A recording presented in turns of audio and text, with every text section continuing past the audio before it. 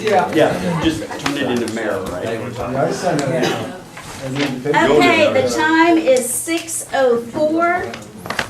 So we will call this work session of mayor and council for the city of Snellville, Georgia, for Monday, April 8th, 2019 to order. Where's this? Eraser? You can check them next week. I'm gonna check. I was swearing in an officer, that's why we were 4 minutes late. Barbara's swearing. Love swearing at the police. The only chance I get to do it. When I first come into work. Okay, so we have work session agenda. We'll review the regular meeting first. Quickly, we have invocation, pledge. We're gonna add a proclamation under ceremonial matters. Proclamation 2019-03 for Arab American Heritage Month. That was requested by Mike Sabag. He's not gonna be able to be here, but he's got 2 representatives that are gonna be here in his place. We have the approval of the minutes. Check it on. I do not think Don Britt will be here to report, Okay, but I know that Cindy Reynolds will be. okay. And Bill is going to give his on 4/22 Next one. after their meeting. And then under public hearing, we've just got a lot of first reads. So I'll just run through these real quick. If anybody has any initial questions now for Jason, we can go over them. The text amendments, Jason, if you want to give us an update on what these are, yeah. Yeah, the first one is basically where there was a provision in the town center that allows for a variance provision as far as commercial space required per residential unit count. And it sent that variance directly to the Board of Appeals and with specific verbiage that I guess we didn't notice when it came through the first time. So it doesn't allow for you guys to hear it during your case the way it's stated, so we just changed that to reflect the way that every other variance is. If it's part of the rezoning, then you all can look at it, which is, you know, should be the way it is. So we were fixing that, and that had to do with the senior application that we received by the church too. So they were asking for that variance, and we didn't want to have to go right back to the Board of Appeals, and you guys are the, you know, regulating authority as far as zoning goes. So that's all that amendment is. And then B, with the sign ordinance, is basically just to clean up with some definitions and allowing electronic message boards to be used and or digital displays for pre-menu and menu boards that for, you know, fast food places. Nobody uses a switchable copy anymore, so digital, we don't allow for that now. That's the major change. And just some other stuff that we found during interpretations, cleaning up a little bit, little housekeeping stuff, but nothing major. And the errata sheet that you got is pretty extensive too about what was changed. And then the other first read is the application from the church for, and Wendover for the age-restricted facility over there at Henry Flower that we've been talking about for a while now. So. And is that still in? Yes, still, Okay. we're still gonna consider it in the next meeting. Okay. I sent an email to Tony with a question about that one. I'm a member of Snellville Methodist, and I wasn't sure if it would be a good idea for me to recuse myself from this discussion. I mean, I realize tonight's just a first read, but I didn't know if I needed to even remove myself for that or what I need to do. Well, you know, the determining issue is, do you own the property being rezoned? No. Or had a business interest in a company owning the property? Or had a substantial interest in the matter itself pending? And that, 2 of those are from the Zoning Procedures Act. And so unless you or a family member have a direct ownership interest, then the Zoning Procedures Act sort of gives you what would be a precedent to say, you know, that the line of participating or not participating becomes when I own an interest or I have a family.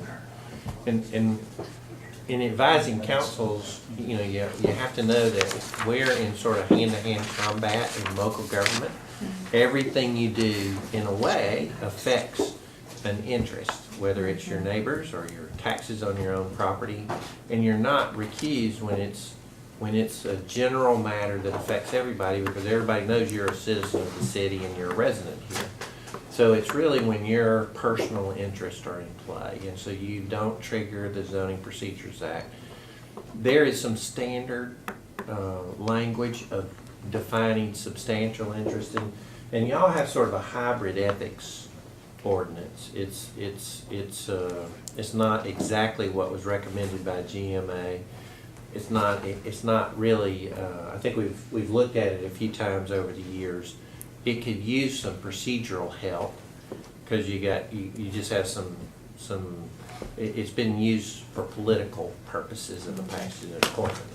So, but one of the good things about it is it defines this term of substantial interest, and it says this. It says means a known interest either directly or through a member of the immediate family or in another person or entity. The interest is ownership of 5% or more of the voting stock, shares, or equity of the business, $5,000 or more of the market value or equity. Funds received by that person from the other person or entity, meaning the applicant, either during the previous 12 months or previous calendar year, equal or exceed $5,000 in salary, bonuses, commissions, professional fees.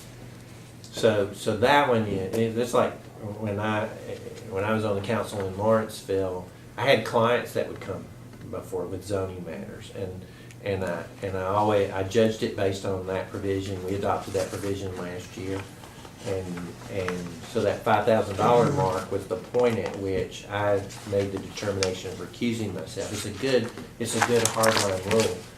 Now, I always, and I think this is another good rule because of the way our ethics provision was written, and yours is not as clear, but I'd always disclose. If I had any client relationship or any relationship, I'd just said it out loud. And that's more of a, to let people know, this is what it is, so it doesn't become something that somebody points at after the fact. And so I think you can have hey, I am a member of the Methodist Church, but I don't have any interest in the outcome of this.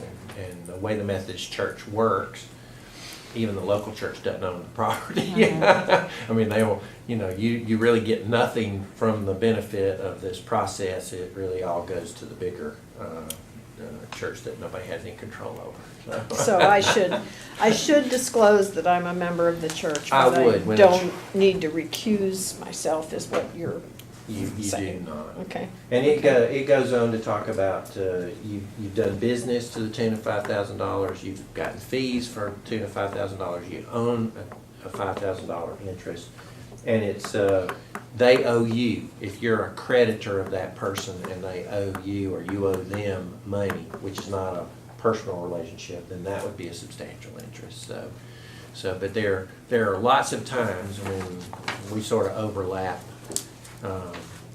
Because you're just living in close, and you're on this board because you live in the community, and everything you do sort of affects your interest too. So you just have to, in some ways, overlook that. Any questions? Those are. Well, thank you. Is that something we need to go ahead and look at, our procedures on that complex? We can't. It's not. Just to clean it up a little bit? No. Here's the. I've recommended in the past to other communities that they actually have a due process probable cause, because what you get, all over the state, these ethics provisions have been used for political purposes. And so you want to take that out of play at a due process. Is there really an issue? And I've recommended that you use the municipal court judge as that, as the person who actually makes the determination. Because when things are frivolous, when it's just outright preposterous, then you cull it off. It doesn't go to the bigger group, and then I push the appeals to mayor and council after the municipal court judge determinations. So let them do the hearing. Let them do the hearing on that. So it becomes sort of very professional in terms of the procedure about how they're handled. It makes it a lot less likely that it would be used as a political tool in political. So it's really just on that, what you're talking about is all after a complaint is made. Right. Okay. Right. That's the cleanup part. That's Okay. where the GMA didn't quite get it as good as it should have been. Your definition, this is the other part, is when you don't have a definition, the legislature has attached to everybody's charter some really vague language about conflict of interest. And if you don't define this term, then you don't know. You're Yeah. almost always dealing with situations. It's just like I'm a member of the church. Oh well, it's an interest, so I'm out. And local government can't operate under those conditions. And so you say 5,000, then you can It gives us a tangible. Yeah, it gives you a hard line, and that's a good thing. Okay, so then, under new business, we have our second reading on the alcohol ordinance for the Bunch Bill. Any questions there?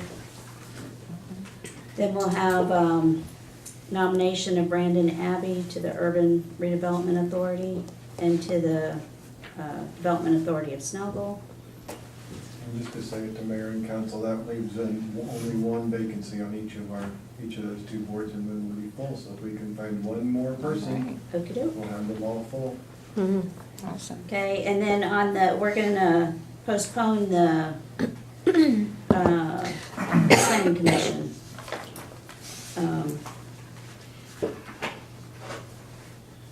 But we'll handle that at the next meeting. Then we have the extension of the moratorium on extended stays. We'll talk about that when we get back to the work session agenda. We've got first reading on the animal control ordinance update and the unsolicited advertising. Can I ask a question, sorry, about the animal ordinance? It said that there was a definition that we added to Gwinnett counties, and I didn't see it redlined anywhere. We did not add a Okay. definition. All right.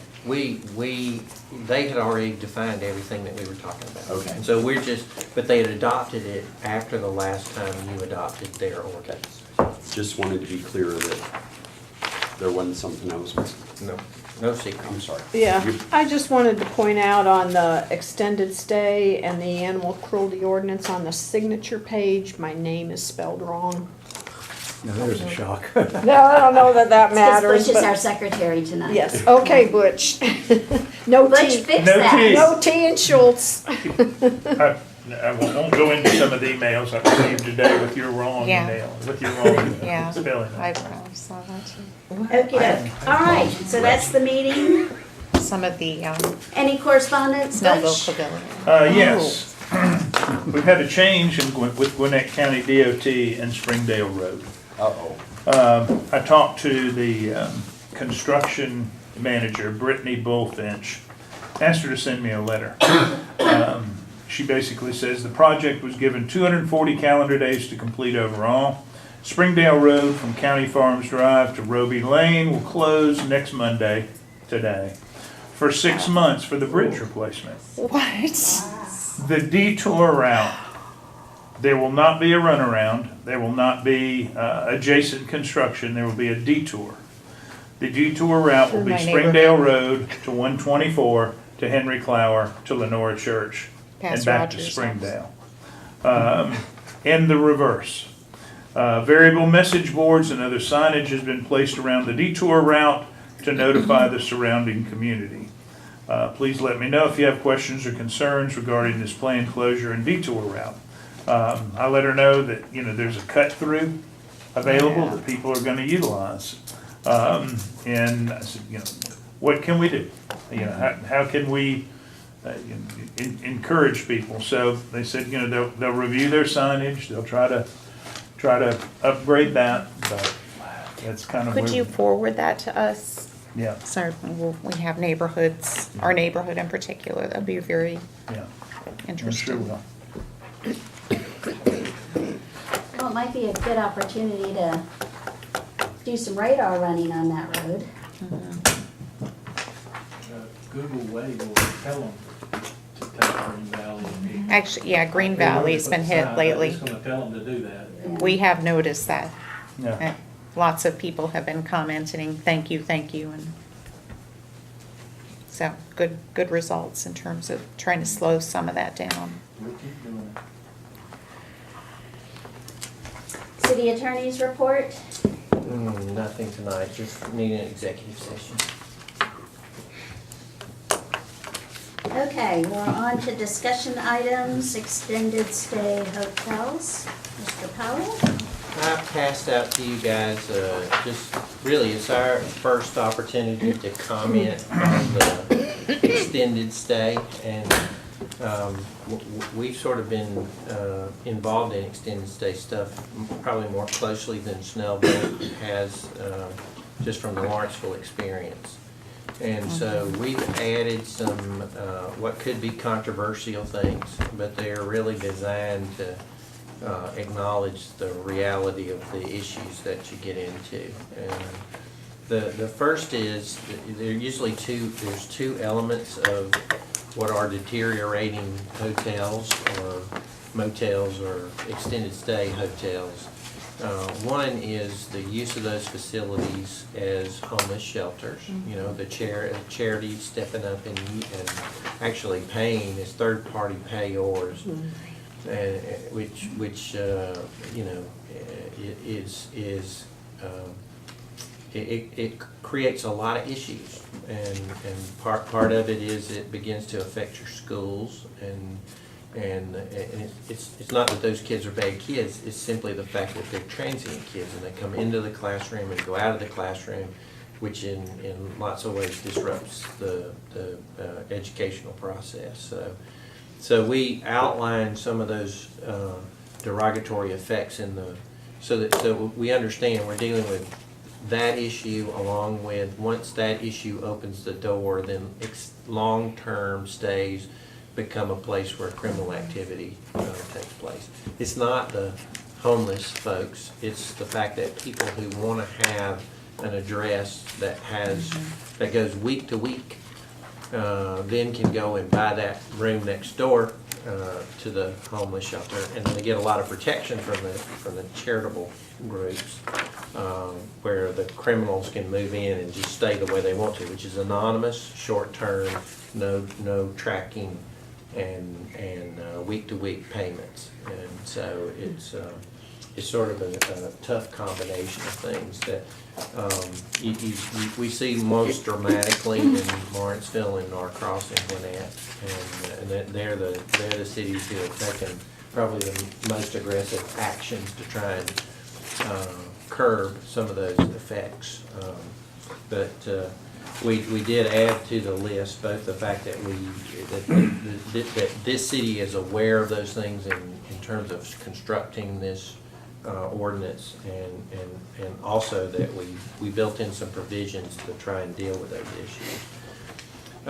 One definition that I thought was really a good one, we sort of worked our way up to it. It came through the original draft of this was done by the hotel motel industry, and then the planning department got involved and incorporated a lot of these limiting factors into it.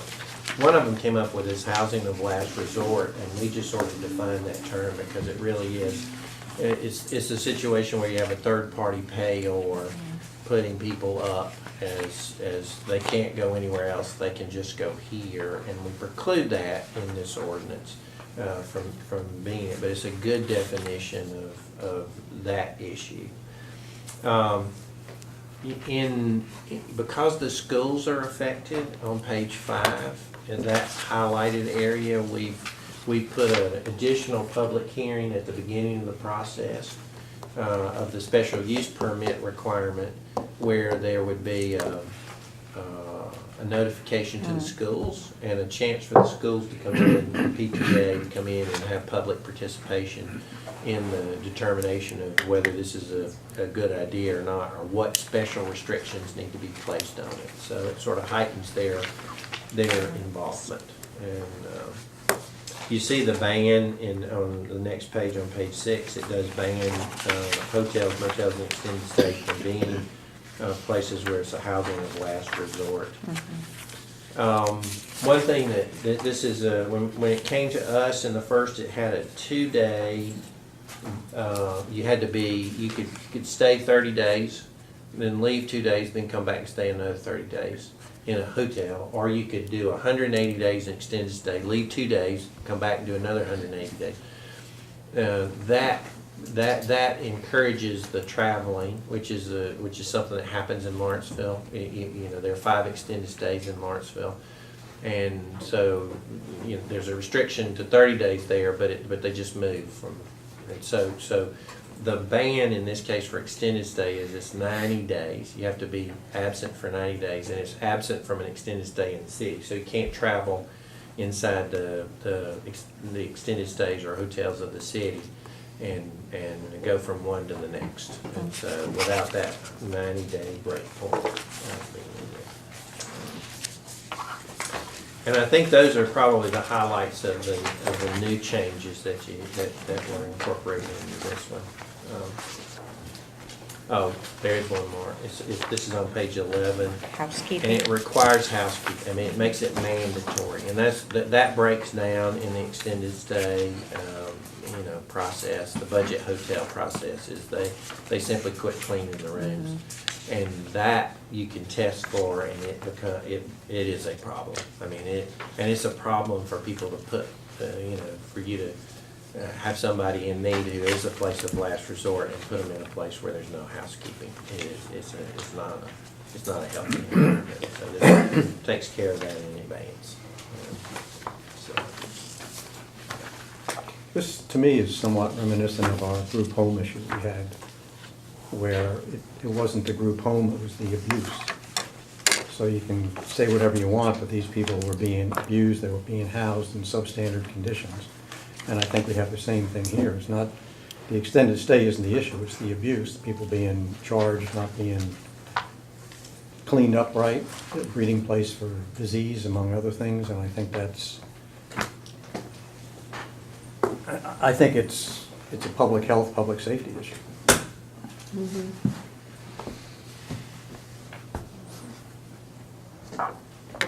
Well, because we're not really close to finalizing those details and wanted to give you guys a chance to think about it, that's why we put the moratorium extension on and asked that it just get extended while we finish. Probably the biggest part of the process was really waiting on the industry to get their suggestions to it, so we're catching up to them now. I guess that was my question. What's the industry's response to any of this? We don't know yet. Don't know yet. Yeah, we wouldn't share with them until y'all. Right. Our views don't count. What we're suggesting to you doesn't count unless y'all decide this is something we want to incorporate. And once we did that, we'd give them a chance to have a comment on it. In the rental industry, I know of a number of instances where there are houses that are being rented in certain school districts that are being used as the address of record for numerous families so they can attend schools within a district. Oh, yeah. Having paid $7,000 a year to send my child to private school, it would have been a whole lot cheaper for me to have a rental agreement. This could potentially be used as a foothold for people to send children to school district X or Y. So I think the $120 the 90-day is good, but we still, I'd like to get the input from the school board, because the last thing we want to do is set up I don't know how many rooms are in a typical extended stay hotel, but if it's 100, you could potentially have 200-300 children all of a sudden dumped into a school district. And that's not good. And having been a child that bounced from school to school growing up, it is not the best way for a child to be educated, as clear by the way I turned out.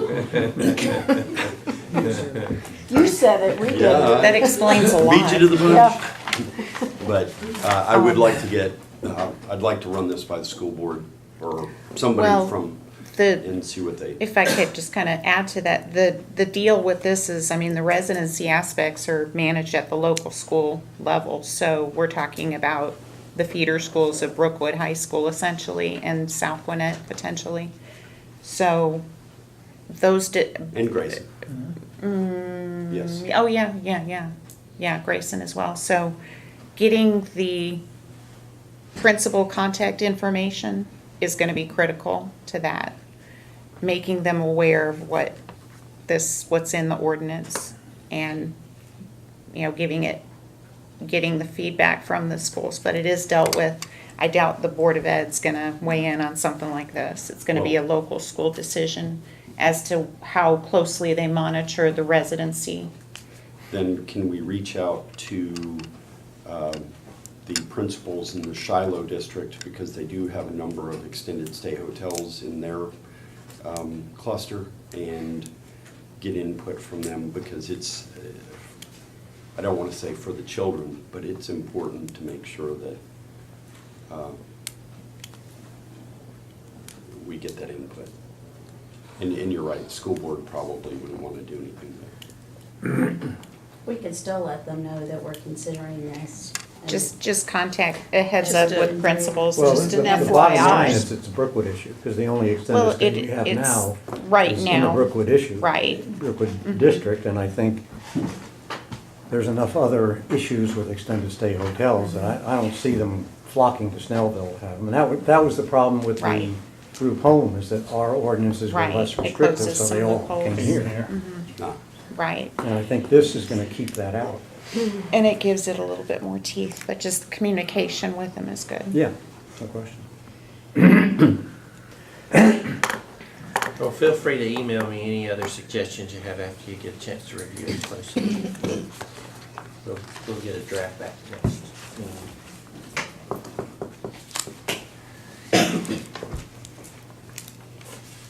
So we're, with the extension of the moratorium, we're going through the end of July with it. I think it was.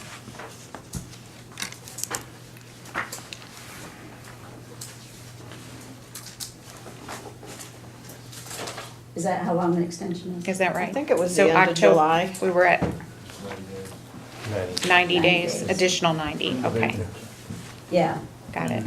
it'll go till July July 29. 29. Yeah. Cool.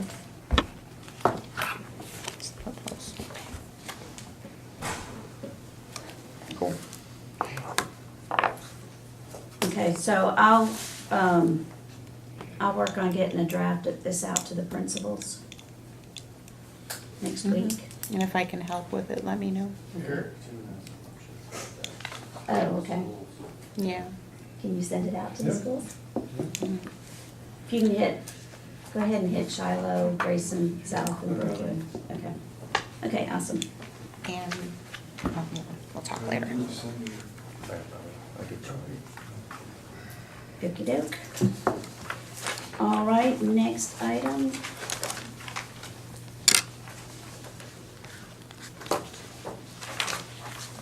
Animal cruelty. Oh, no. We're little puppies and kittens. And this is just to update you guys, this comes from your annual planning retreat. It was the puppy mill issue. We transitioned that into an animal cruelty amendment, and then we discovered that Gwinnett County had it already. It just came at a time period after adoption, so we're just re-adopting and really cleaning up our animal control ordinance so that it can be enforced by our police department. That is one thing that we did change in that resolution where that you would approve tonight for first read. It does give our police department enforcement powers, and so I think they probably always had it but didn't say it, so we've added that to it. I read that the penalty is up not more than $1,000, not more than 6 months in jail. Is that for any violation of the ordinance? Those are at all, or- maximum, those are maximum, and the normal maximum is That's- 12 months. No, that's for an ordinance. An ordinance only goes 6 months. 6 but- months. But there are certain charges that become felonies, and then they're punished as a felony. Okay, so in the case of extreme cruelty to an animal, Would be a that would felony. be a felony. Correct. And It what wouldn't would, be under the ordinance. It would be under the state law for animal cruelty. okay, that was my question. Because you see some of these cases of just horrible cruelty, and I didn't want to see somebody get off with, And the district attorney's been pretty $1,000. aggressive in dealing with that stuff Yeah. too. I mean, it becomes a sympathy issue and it draws a lot of public attention. But the jurisdictional levels are locked in by statute. Pardon? You know, in this municipal court, we don't have any control over, that's the state max. okay, that we okay. can talk. Everybody, if they missed it, Brian just leveled up. Good job. Let's hope. Good job. It was impressive. Your coolness factor went up. Okay, so on the animal cruelty, that's the first reading, so we'll waive that to the April 22nd meeting. And again, since it is the first reading, if anybody still has any questions or amendments or anything, if you do have suggestions for any changes, go ahead and just email that out to everybody so we can all be aware if there's more discussion taking place. Then we have the unsolicited advertising. There haven't been any changes since what you presented. There is red lines. Look at the red line section. We were trying to accommodate the discussion. The nonprofit. Yeah, we were trying to get that language correct, and we wanted to incorporate, our last instruction was to incorporate, don't put it on a mailbox, which is already a federal restriction, but we can enforce, we're putting it in our ordinance to be enforceable that way. And don't throw it on the ground. So, Cool. Can we add a provision that there be a civil penalty for the people who are actually impetus behind these things being done? Because the way it's written, the only people we can cite are the $8 hour employee that they're sending out to do it. And so if there needs to be a punishment for the group that's actually causing it to be done, and that can only be civil, because you have to charge the person who actually commits the offense as under a criminal violation. right. Can we look at that? If we had a group, you're looking for civil remedies, if the pink bag folks were refusing and just sending people out to cite them, we can always go get an injunction that's the civil remedy to stop somebody from a certain conduct. If they're intentionally sending people to violate our ordinances, we can get an injunction against that. You don't have to add to your ordinance in order to get that remedy. We just have to go to Superior Court to get it enforced. Well, to Chief's point, within the last 2 weeks, I've had somebody's landscaping to the little bag with rocks in it, Ziploc bag in their car into the driveway, which when it rains hard washes down and goes in the lake. And then, because Lord knows my kids aren't gonna pick it up. And then lawn care company came by and, hey, you got weeds, we fight weeds, and stuck their little thing in the yard and ran off and left it.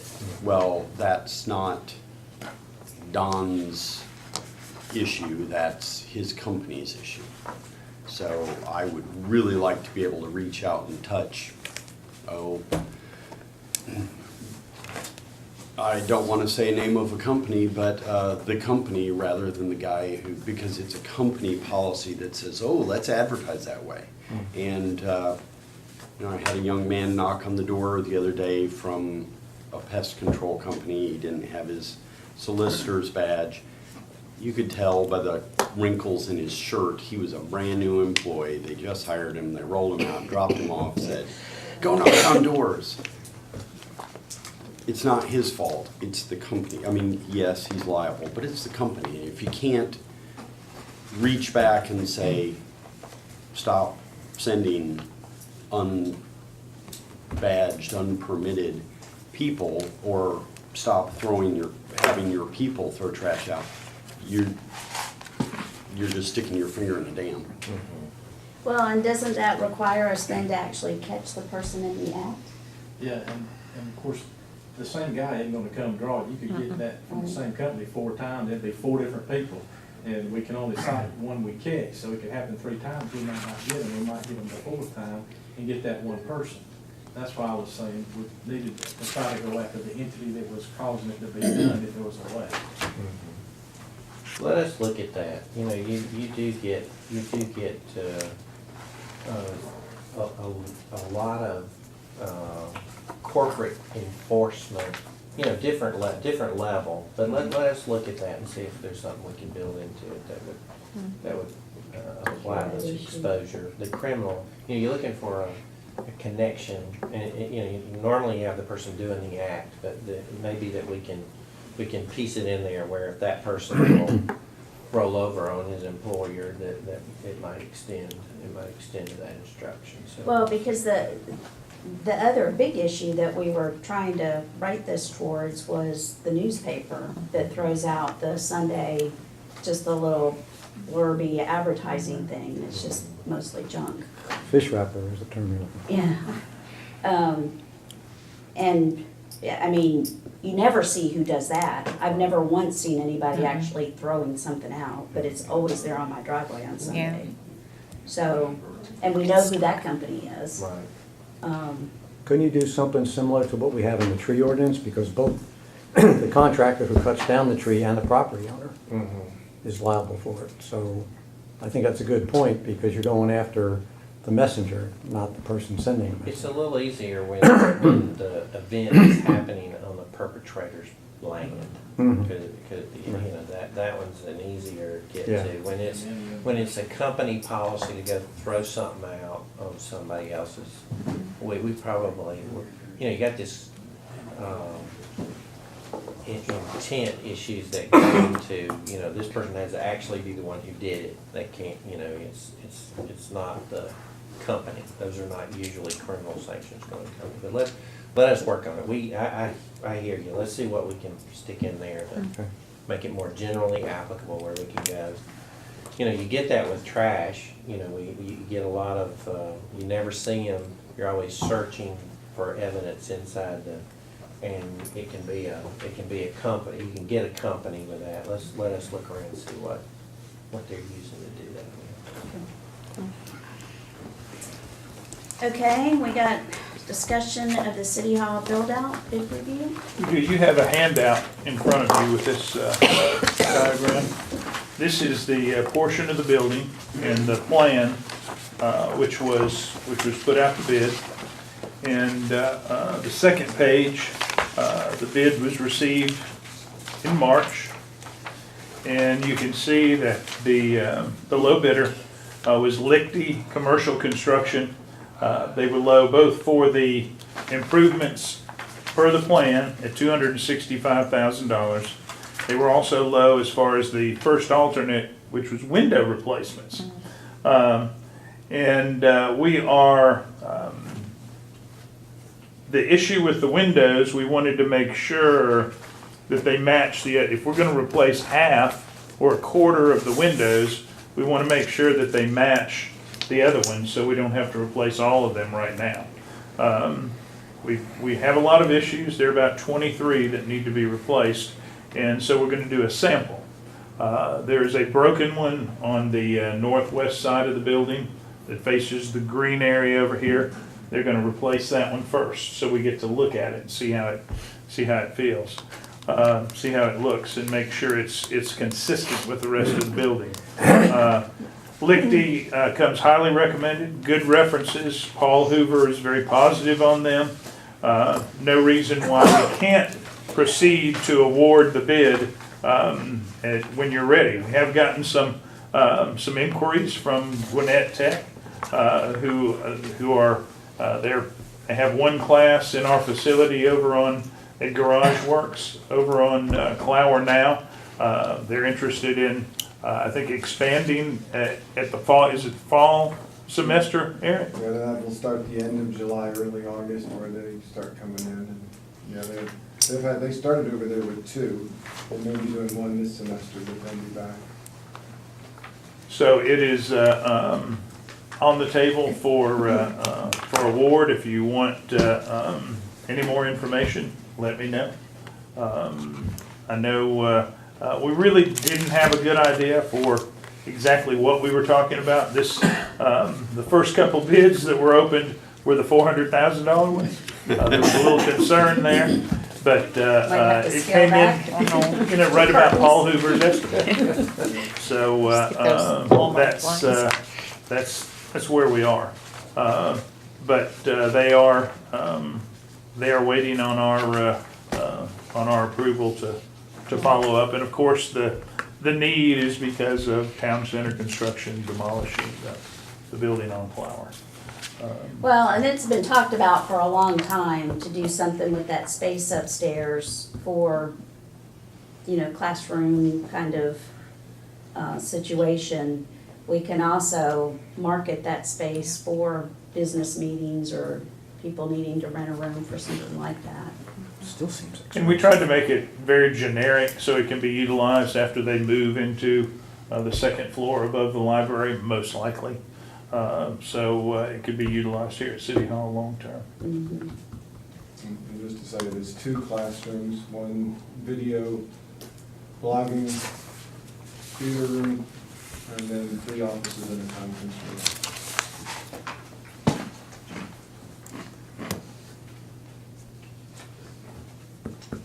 So you got a better place, Mary, to do your videos than the. Yeah, the little unfinished corner that we're using now. So I think what we can do is we'll plan on putting this on the agenda for approval at our next meeting. If anybody has any questions, concerns, wants to know what those prices include, just meet with Butch between now and It then. still seems expensive for a few walls. It's Well, there's probably a- a little more than that. Yeah, but it's not a lot. Wiring, It's maybe, walls and yeah. wiring, yeah. Small kitchen, lighting, there is Sprinkler system. there's built out. electrical and plumbing involved. It's just not, it's not the, it looks easy going in there. But, I was glad to see the number of bids we got. And obviously, somebody, they probably needed to work more. But still, when you look at the range there, that's almost $200,000. Oh, yeah. They're, You did tell them we didn't want to buy their company, we just wanted to. yeah. But, so it's a very competitive, legitimate bid. 100,000 for windows. Hey, they're on the second floor. Okay, everybody good with that? Yep. So plan on putting that on our agenda for next You bet. meeting.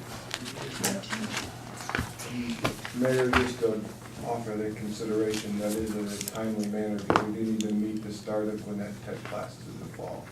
Well, that was gonna be my question, thank you. Did they say what timeline would be for construction? Originally, Paul Hoover had said they would finish in July, and it could be maybe occupied by early August. That was about a month ago when the bids came in. They said, I think you said 90 days. Yeah. So if we do it, is that doable if we That do put it at us the next the meeting? second week in August, if we wait till next meeting. Yeah. Do we it need to pushes approve it Well, it puts you tonight? to Need to add 90 it days, tonight. Be July 22nd. If we do it on Well, April then you need 22nd. some, he also built in I forget, 3 or 4 weeks for, once you get done, then there's a punch list that has to be managed.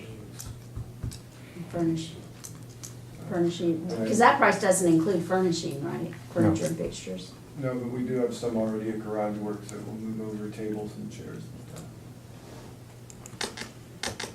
stuff. And So we'll- so you're aware of Gwinnett Tech's timing, they'll start to prepare for the next fall classes late July and start them early August. There is the potential they can start at Garage Works, Yeah, because now we no. don't have to do demolition quite as early, but just so you're aware of the timing and the effort. Now, the flip side of that is, do we really want to be putting too many people through that structure anymore? So, I mean, unless there's somebody who needs more input, let's pull the trigger and get it done, get them going. I mean, yeah, I mean, we can amend the Put it on tonight, agenda if you I think we all. should. add it to would new like. business. I mean, my only concern, when we're spending money like that, I just like Yeah. it to be advertised. Well, But, and I agree with you on that. I think you make a good point.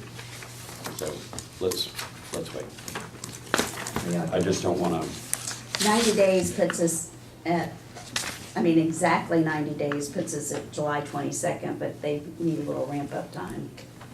Well, we'll confirm, we'll try to line everything up, confirm everything with the timing with the college, and we'll go from there. And if they gotta be at Garage Works for 2 weeks, it's no big deal. Yeah, that's, the timing of that building is executive session discussion. Well, and I guess if, once you have a discussion with them, with the contractors, if we've got to do something a little sooner than that, we could always do a specially called meeting. I don't think that would be necessary, I just think it would be timely to deal with it by the next meeting at the latest, Okay. yeah. I just, like I said, when we're spending money, I'd rather that be advertised for people to know about it. Yeah. Cool. Okay. Okay? Ongoing projects?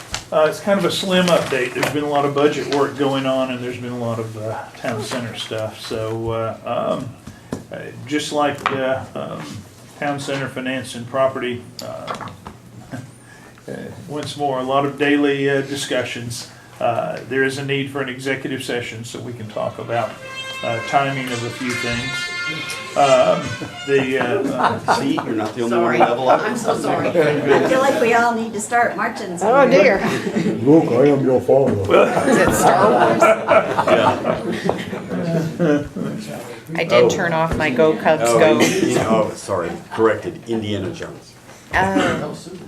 The second item there, we have been in touch with the county. They are, they're looking at this project, through their prism. We're gonna verify, we're gonna make sure they're still on board. We understand from the county library board that there may be some type of a hold on the project from the county as a whole. From the county admin, we'll confirm that. We'll see where we are. We've tried to stay in touch with them and let them know why this project's held up. And so we just need to have a little patience from them. Really, Trent Town Center, the zoning, there's really not much to update there. That will be included as always, as we always say, with the UDO discussion. City marketing, Brian, when does the Explore Gwinnett magazine come out? I'm not sure, but I know they wanted our ad by the 10th completed, and we've given them what they needed, so Okay. we're good there. And Clean and Proud, I don't think it could have gone any better last Saturday. Found some cool stuff. Yeah. Yeah. I got an email from Depends what you consider Lions Club, and cool. they're thinking about doing something, a lot more information, Awesome. so. Okay. Well, I'm Good. so sorry I couldn't be here. I was, Yeah, I we're, knew about it and then I went straight to work and was working when Butch's text came in. Are we waiting for you or what? was like, no. Yeah. You'll have two bags in June then, or July. I'll I have to guess. do some extra. So, when is the next, every 2 months? June. So it's June, okay. Yeah. Give us a date whenever you know that, so that we can, Yeah, when we get So are you closer. planning a Put it trip on out our- of town? It'll be Yeah. out of tax season, yes. Yeah, yeah, you will have an excuse then. I know. The roundabout discussion, they are complete, except for the lighting. I got a note from the EMC there at Fars and North. They were out there today. And Scott says they're starting, they're making sure all their locates have cleared. They'll have all the lighting up in a week. And if you want to see a difference, this lighting is going to make a huge difference over the temporary lighting that we had. But as far as I'm concerned, I try to go through there often, and it doesn't matter if it's 7 in the morning or 5:30 in the afternoon. Traffic's moving very Yeah. well. Oh, yeah. It does. When I came there tonight, it's the first time I've ever seen cars actually stacked up on Fars. There were probably about 5 cars in line, and I slowed down, but I never had to stop. And 5 cars just, Because you know how to bully your way through. Well, I went through the other day and there were cars everywhere and nobody stopped. Everybody just did what they were supposed to do. Yeah. it is, good. it is It's- very, very efficient. Yeah. I think people are learning what to do. And I got an update from Louis Cooksey on the next roundabout. Bids were open last week for the Ridgedale Fars, and they're reviewing them. The apparent low bidder is Snell. Yeah. So that would be really good if they got that project. We've convinced them that it is their responsibility to remove the property on the northeast corner. So we are not gonna have to pay for that. So, and that should, they've been out, I can't tell you when that'll start, but it'll be the first move on that project. So, and when we get both of those together, I mean, traffic will move so nicely through there. The next item, 78-124. Robert Moon, basically, I mean, they're preparing to pave on 78, the westbound sometime still in late April. That's the construction that's outside of the current traffic lanes. And they're also saying still mid to late April for putting up the signal bridge in the structure that will be our wayfinding signage. There's still a lot of people guessing what's going to happen out there, and we're trying to inform folks as well as we can. I asked Robert today if Brian could interview him and get some information out there, so we'll get him in. That has been my number one question the last 3 weeks, is Yeah. what are the 2 big concrete things for? Yeah. Bridge for bicycles. Deer Trying stand. to talk about it to watch the traffic. Yeah, The SDS negotiations, really no update there, haven't heard anything from the county. The SPLOST program, we're averaging $260 a month, but in February, which is always the lowest month of the year, we received $241. We just got a notice from the county. That's still over our projected monthly collection number. So I still feel good about that. Budget planning, the numbers are coming together pretty good. I'm going to be talking to you guys after the 15th and getting you together to go over the first draft of the budget. And ordinance development, I mean, you can see tonight how much work that Tony and Chuck are doing. I think we're addressing a lot of the issues that came up in the planning retreat, and I think we're making good progress there. We will have, if we could find a couple hours in Savannah, kind of a mid-year update on some things. So, that'd be good. I appreciate it. Awesome. and I want to let y'all know too, on the next work session agenda, we're going to have code enforcement as a discussion item. Had a good meeting with Butch and Jason. about, what the officer's plan is when they come to work every day. Are we just purely reactive? Do they have a plan for going out and being proactive on things? So they're in the process of updating the standard operating procedures for code enforcement. And then also, Jason's gonna make a list of some of those code enforcement issues that they get a lot, so that we can provide from the policy level what type of action or reaction we want from the city, so that code enforcement understands what our priorities are and, how we want things dealt with, and they're gonna let us know where their special issues are. It's like, they've got a lot of issues on this one topic. How hard do we want them to be pushing or not pushing, or is that even an area we're all concerned about? So we're gonna have that discussion at the April 25th work session. 22nd. Because it's been forever that council has provided any kind of policy and priorities to code enforcement, and we're all new people here since that's happened. That's needed to set the bar. Yeah, I mean, we've been more reactive than proactive. And, I think overall, our guys have done a good job. But we need to know from you guys, I mean, you may want to hire somebody else and crack the whip a little bit. But we just need that kind of guidance.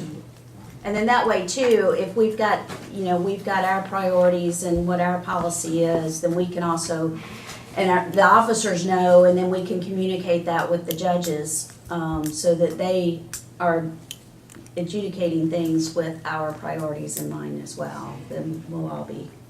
That's a working critical together. part of it. And I think you guys kind of set the tone with your interview process. So. So we'll have that on just as a discussion item. Awesome. Can we talk about Snellville Pavilion? Yes. What's happening right We have, now in terms of we got about interventions?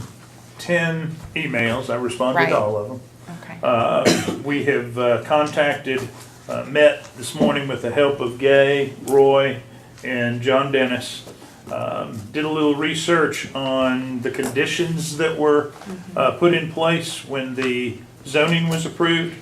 And we did come up with the rest of the documents, Todd.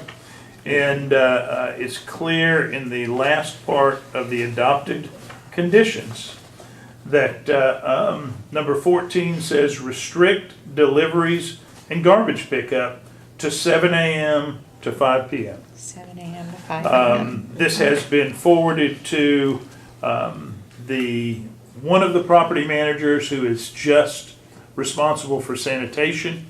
It's been forwarded to the Kimco overall property manager. I have not been able to talk to Mr. Basara. I did talk to the lady who I thought was over more, but she was just over sanitation. We discussed that with her. Gay and I both have ridden back behind the property.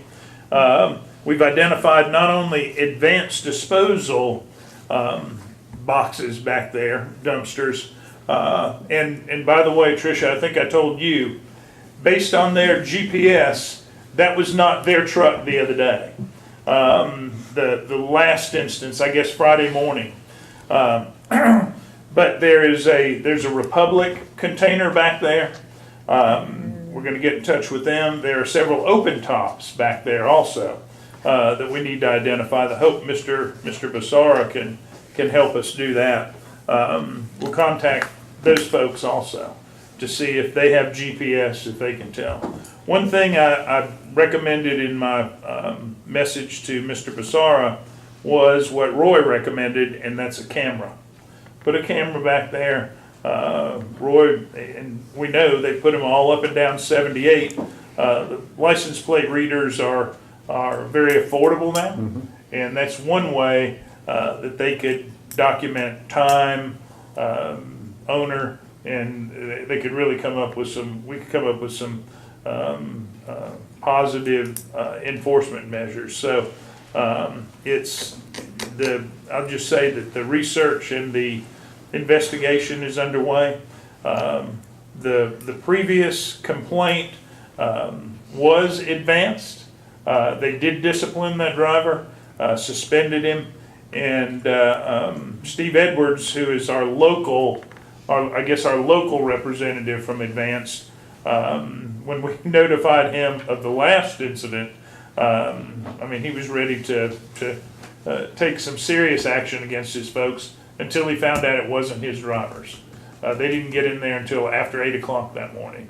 But Gay has, part of Gay's research also, we're going up the chain on Advanced to let them know, let the higher leadership know that we've got a problem and they need to keep an eye on the local management.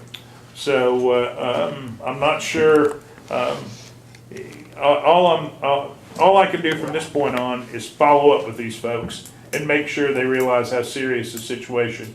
And we'll keep you updated as to what action we can get out of them. Does that property include Texas Roadhouse? What's that? Does that property include Texas Roadhouse? As far as that condition goes. Yeah, as far as conditions, because we've got complaints all the way up to Stockton Point. Yeah, I think Snellville Pavilion, we've always addressed Texas Roadhouse separately. Sam's been a little bit different. We went out there about their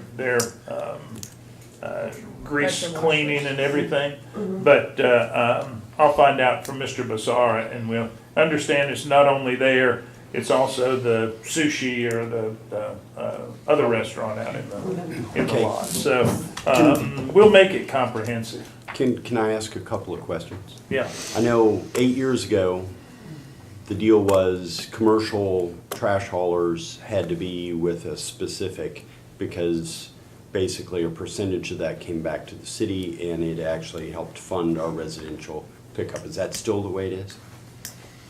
Does anybody Not know? for open tops, is No, that what but- you're asking? Well, for open tops and also just regular dumpsters. The only thing we dropped off was the open Open top. tops. We don't regulate those anymore. Okay, so we dropped off the open tops. So if there's a Republic dumpster back there and they don't have a contract with the city, they're in violation and they need to be. Yeah, I don't know if that could be recycling, I'm not It sure. is Yeah, recycling, okay. and we cannot regulate recycling, All right. anybody Yeah. can use it and But- everybody. But that leads to a I problem. couldn't tell I didn't get out and open I just saw the Republic name there. That I wouldn't have either, so Yeah. that's okay. Well- But if we're having an issue and it's a condition of zoning, then it shouldn't be handled as a noise ordinance. And it shouldn't be handled necessarily, it is a non-compliance with conditions of zoning. And that we need to jump on them. You need to hammer the property owner. Yeah, Yeah. and that needs to be severe and it needs to be now. That's where we would hurt them more. without a doubt. Absolutely, and we need to make sure that the other commercial facilities within the city, that they're treated the same way. Because there's nothing more important, and I'd say this whether Tricia was here or not, than protecting our residences. When we go through a zoning case and we make sure we have buffers, when we make sure none of that matters if we're not also protecting them from all the other ancillary stuff that goes with running a business, whether it's a grease trap, whether it's dumping a dumpster in the middle of the night. And that's unacceptable. That's why there are conditions of zoning. So it's wonderful you're talking to the management group, but we need to come down like the hammer of God upon the owners because they are in violation of their zoning. They're not in violation of a noise ordinance. They're not in violation of something else. They're in violation of their zoning. That's my personal opinion, and I would appreciate it if we would You bet. make sure that that moves along expeditiously. Yeah, when I talk to, and I'm sure it'll be in the morning, that's the direction I'll come from. Now, is the problem totally with the dumpsters? No. Because I understood from It's Tricia, it was tractor also. trailers. It's also tractor trailers going in the back. Now, you Delivering said trucks in that and- video you shared with us that it was big lots. Is it That's just, what bothers me. Now, the people that are gonna be here tonight have complaints up on the other end of, like Stop and Walk. So Texas is- Roadhouse. It's really irrelevant because it Yeah. says deliveries and trash. 7 It- AM to it- 5 PM. And that's why going at it Yeah. from a zoning, violation of zoning that takes it all off our plate because it's no longer us trying to figure out who does what, Right, whether right. this dumpster Right. is allowed or It's this the roll off. property owner. It is absolutely 100% on the property owner and how they wish to take care of it is their issue, whether they want to put up gates or cameras or Yeah, whatever. I Takes was us just totally out of asking, it. I'll just tell, I was up in Delaware this weekend for my uncle's memorial service. My cousin's wife happens to be vice president of store operations for Big Lots, and I even shared your video with her. And she said she was gonna look into it, so that's why I was wondering if, but you're absolutely right. It needs to be a zoning issue as opposed to trying to, Well, otherwise, we're gonna be Yeah. chasing Right. 20 Right, squirrels. right. Well, like we've been. Yeah, and that's not a good use of Butch's time. That's not a good use of Chief's time. So yeah, let's, yeah, no, I agree, I agree. I think it's interesting that the council person who seconded the motion was named Schultz. What do you know? With a T or without a T? Team how was Schultz, that right? spelled? It had a T. All right, with that, Yeah, was we there a will T in it? adjourn There's the a T work in it. session. Well, no, we won't adjourn the work session. We're going to, Exec everybody else? session. yeah, we're gonna release everyone here. During the work session of the mayor